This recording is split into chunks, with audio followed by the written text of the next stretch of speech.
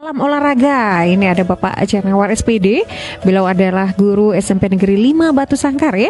Jadi adik-adik pagi ini materinya itu mengenai P3K atau pertolongan pertama pada kecelakaan. Selamat siang Bapak. Selamat siang. Ya, bisa didekatkan mic-nya sedikit. Nah ini dia. Ya silakan Bapak, mungkin langsung menyapa anak-anak kita yang sudah tidak sabar untuk mengikuti materi yang terakhir ini Pak. Oke, Assalamualaikum warahmatullahi wabarakatuh.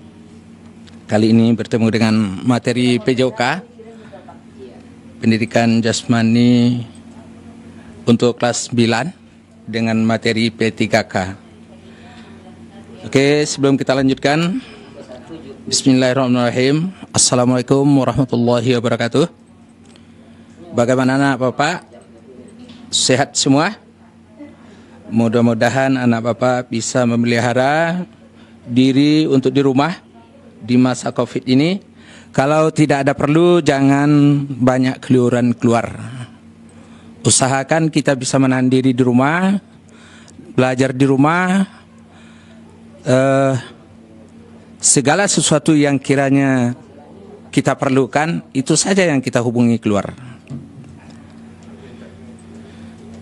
Untuk kelanjutannya, Bapak perkenalkan. Nama Bapak Janawar SPD, mengajar di SMP Negeri 5 Batu Sangkar, yang mata pelajarannya adalah Pendidikan Jasmani, Olahraga dan Kesehatan. Untuk kali ini kita akan bertemu dengan judul Pertolongan Pertama pada Kecelakaan. Anak Bapak, kelas 9, silakan buka bukunya, buku penjasnya di halaman 190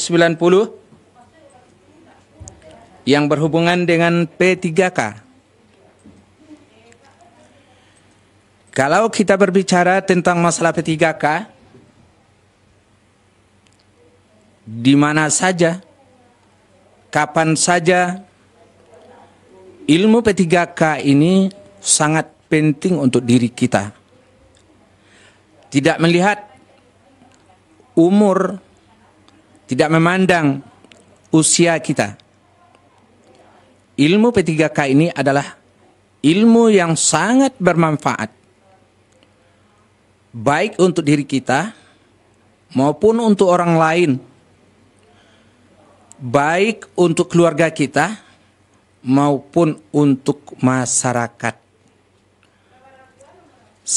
Sesuai dengan falsafah Minang, muju aja malang tak bacarai. Kemudian ilmu P3K ini sangat bermanfaat untuk kemalangannya. Makanya ilmu P3K itu tidak memandang daripada usia. Apakah muda, tua, di mana saja kita berada, ilmu P3K ini sangat-sangat bermanfaat untuk kita dan untuk diri orang lain. Kalau ditinjau dari segi ibadahnya, ilmu P3K adalah ilmu yang paling tinggi nilai ibadahnya. Kenapa? Karena ilmu P3K menyelamatkan diri orang dari bahaya maut. Bisa menyelamatkan orang dari cacat dan lain-lain sebagainya. Makanya ilmu P3K itu sangat tinggi nilai ibadahnya. Kalau kita tinjau dari segi ibadahnya, sangat besar manfaatnya bagi kehidupan. Nah, kalau kita lihat di lapangan, di mana saja kita berada, sesaat terjadinya kecelakaan, tanpa adanya ilmu P3K untuk menolong seseorang, maka akibat dari kecelakaannya itu sangat fatal. Bisa jadi maut, bisa jadi cacat, dan lain-lain sebagainya. Maka ilmu P3K itu sangat kita butuhkan. Nah, kalau begitu apa itu P3K?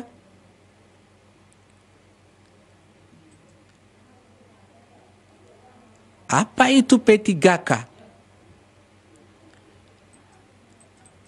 P3K adalah suatu usaha yang kita lakukan untuk menolong seseorang yang dapat musibah. Usaha yang kita lakukan untuk menolong seseorang yang dapat musibah sebelum sampai ke tenaga medis. Sebelum kita kaji itu lebih jauh, tujuan pembelajaran kita lebih dahulu, kita lihat apa tujuan kita. Yang pertama, memahami pengertian daripada P3K. Yang kedua, kita bisa memahami tujuan apa, untuk apa itu P3K. Yang ketiga, kita harus mengenal dan memahami prinsip-prinsip dari P3K itu sendiri. Yang keempat, mengenal peralatan dan obat-obat P3K. Barangkali itu dulu tujuan daripada kita mempelajari P3K kali ini. Seperti kita bahas tadi,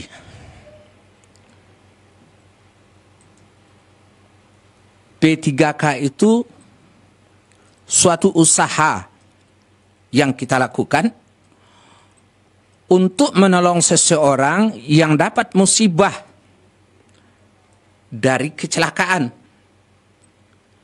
Sehingga dari usaha kita itu terhindar orang dari yang mendapat musibah itu dari bahaya maut, dari cacat, atau dan lain-lain sebagainya. Sebelum sampai ke tenaga medis. Nah, itu yang dikatakan dengan P3K. Jadi, P3K itu adalah suatu usaha yang kita lakukan untuk memberikan pertolongan sementara kepada seseorang yang dapat musibah ataupun kecelakaan sebelum sampai ke tangan medis. Siapapun kita, seperti tadi, kapanpun terjadinya musibah, kita harus bisa menolong seseorang.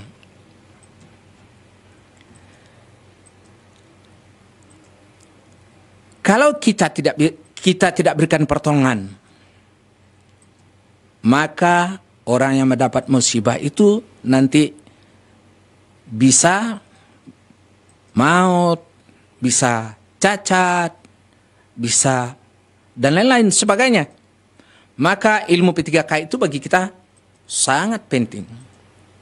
Sekali lagi, siapapun kita, dimanapun kita berada, maka ilmu P3K itu sangat penting untuk kita. Kemudian, setelah kita tahu apa itu P3K, selanjutnya kita akan mengetahui apa tujuan daripada P3K itu sendiri. Yang pertama, tujuan daripada P3K itu adalah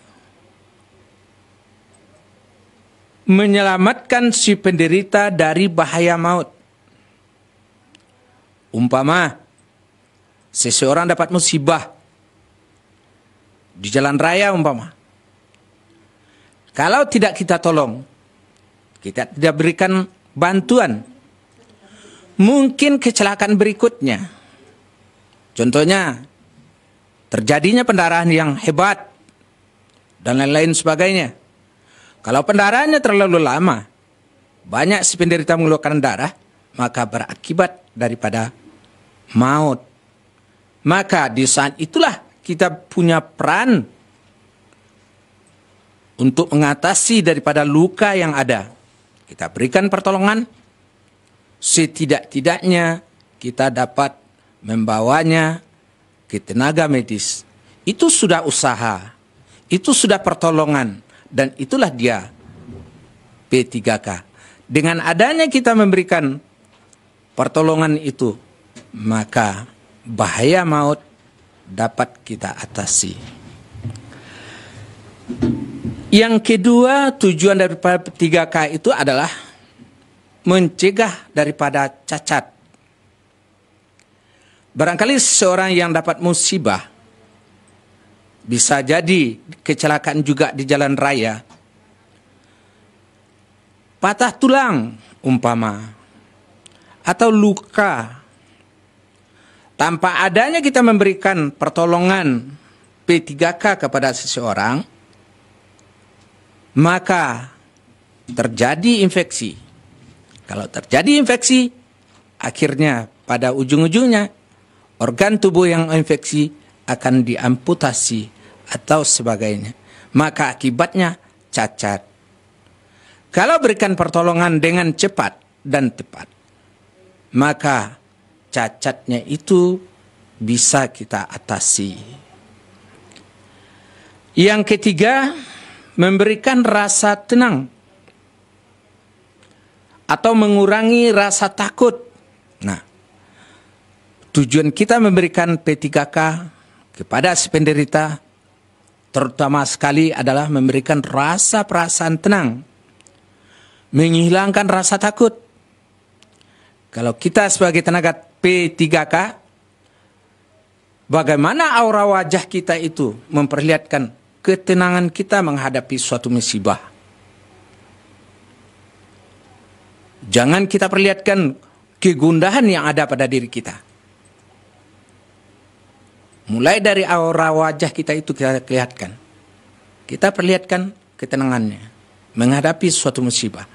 Walaupun musibah yang menimpanya sudah berat, itu kita kurangi dengan kata-kata, dengan aura wajah kita itu memberikan pertolongan, itu sudah mengurangi daripada beban psikologinya, sudah mengurangi rasa ketakutan pada dirinya. Apalagi kita bisa memberikan hiburan kepada mereka. Di saat kita memberikan P3K itu, walaupun lukanya berat, cuma hanya ini. Orang dulu bagaimana? Berperang. Kita cuma hanya ini. Nanti sehat juga. Itu kan termasuk kata-kata yang mendinginkan kepada hatinya dan mengurangi rasa takutnya. Dan tidak kita pernah perlihatkan kepada mereka lukanya. Betapa besarnya luka yang dia derita. Kita tidak pernah perlihatkan itu. Yang keempat, tujuan daripada P3K itu adalah mencegah infeksi atau peradangan. Seperti yang kita bahas pada permulaan tadi. Bagaimana P3K itu bisa memberikan pertolongan yang cepat dan tepat sehingga organ tubuh yang kena musibah tidak terinfeksi. Maka kita berikan langkah-langkahnya sesuai dengan cara memberikan pertolongan pada luka.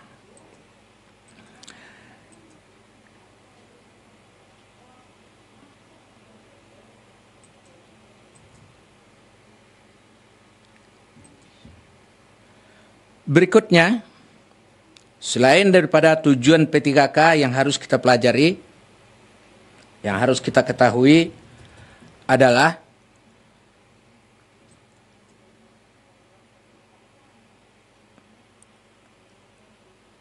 prinsip-prinsip memberikan pertolongan P3K itu sendiri. Prinsip itu ada dua. Yang pertama, prinsip bagi si penolong. Yang kedua adalah prinsip dari P3K itu sendiri.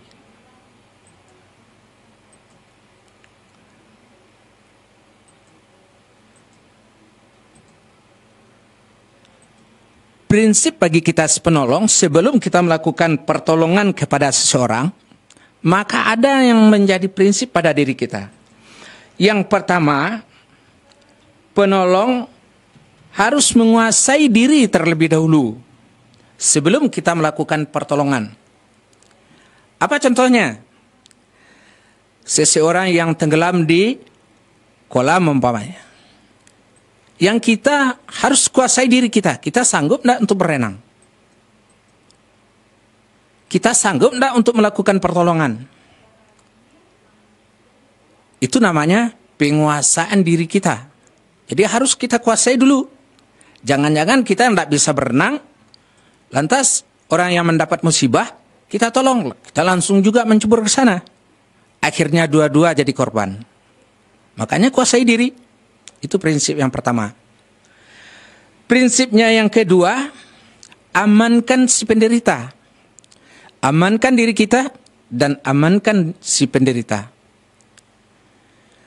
Kalau kita berada di jalan raya, amankan si penderita dulu. Kemudian amankan lalu lintas. Beri tanda-tanda kejadian sehingga si penderita yang mau kita berikan pertolongan aman. Yang ketiga, tindakannya tepat. Kita harus memberikan tindakan yang tepat kepada si penderita. Lihat asal mula kejadian musibah yang menimpanya. Kemudian sesuaikanlah tindakannya itu dengan langkah-langkah memberikan tindakan P3K itu sendiri. Karena setiap kecelakaan yang terjadi tentu akan ada langkah-langkah yang sesuai untuk memberikan pertolongan. Berikutnya prinsip-prinsip P3K. Yang menjadi prinsip P3K itu adalah yang pertama, bersikap tenang. Seperti tadi, kita memberikan pertolongan harus bersikap tenang, jangan gundah, jangan panik. Betapapun besar musibah yang menimpanya, maka kita berikan perasaan tenang. Yang kedua, berikan pertolongan dengan cepat dan tepat. Yang ketiga, sebelum mengetahui kecelakaan besar kecilnya atau yang berarti, maka jangan cepat-cepat mengambil tindakan. Kemudian yang keempat, hilangkan rasa takut. Yang kelima, bersifat sementara. Itulah yang menjadi prinsip daripada P3K itu sendiri. Berikutnya alat-alat yang menjadi apa alatnya untuk P3K? Alat daripada P3K itu diantaranya ada namanya kain kasa steril. Gunanya ini untuk menutupi luka. Berikutnya ada namanya plaster untuk mengencangkan daripada penutup luka tadi. Plaster itu ada yang punya obat dan ada plaster yang khusus untuk mengencangkan daripada kasa steril itu. Itulah diantara alat-alat yang bisa kita bahas pada kesempatan ini. Sehubungan dengan waktu yang membatasi, kalau ada kiranya dari materi yang Bapak sampaikan bagian anak Bapak yang kurang paham, silakan untuk menanyakannya. Hubungi 0813 63 kali 81359. Silakan anak Bapak yang kelas 9 yang mau bertanya dari materi yang disajikan, Silakan untuk menanyakannya kalau ada. Halo. Assalamualaikum Pak. Waalaikumsalam warahmatullahi wabarakatuh. Dari siapa? Dari Rahmat Ramli, SMP 4 Rambatan Pak. Wah, bagus sekali. Bagi izin Rahmat bertanya, Ramli Pak. dari SMP 4 Rambatan ya? Ya Pak. Ya, silakan. Bagaimana cara kita menerapkan P3K ini di tengah masyarakat Pak? Bagaimana kita menerapkan P3K di tengah masyarakat? Bagus sekali pertanyaannya.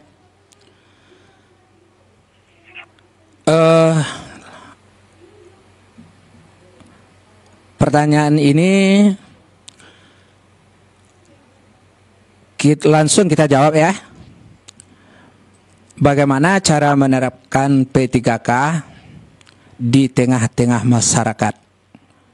Karena seperti kita bahas tadi, bahwasanya ilmu P3K ini sangat bermanfaat, apakah untuk keluarga kita ataupun untuk masyarakat. Maka untuk menerapkan P3K di tengah-tengah masyarakat sangat penting, karena sering terjadi kecelakaan di tengah-tengah masyarakat. Kita jumpai umpamanya di tengah-tengah masyarakat terjadi kebakaran umpama. Orang yang rumahnya terbakar dia akan panik. Nah, kalau kita punya ilmu P3K, tentu kita akan bisa memberikan tindakan P3K-nya. Bagaimana caranya? Nah, langkah-langkah untuk memberikan pertolongan terhadap kebakaran. Tentu ada ilmu P3K-nya. Langkah-langkah bagaimana cara memberikan pertolongannya? Pada kesempatan lain kita bahas. Maka menerapkan P3K di tengah-tengah masyarakat itu sangat perlu. Oke, anak bapak kelas siapa tadi? Rahmat Ramli, puas? Masih ada yang mau ditanyakan?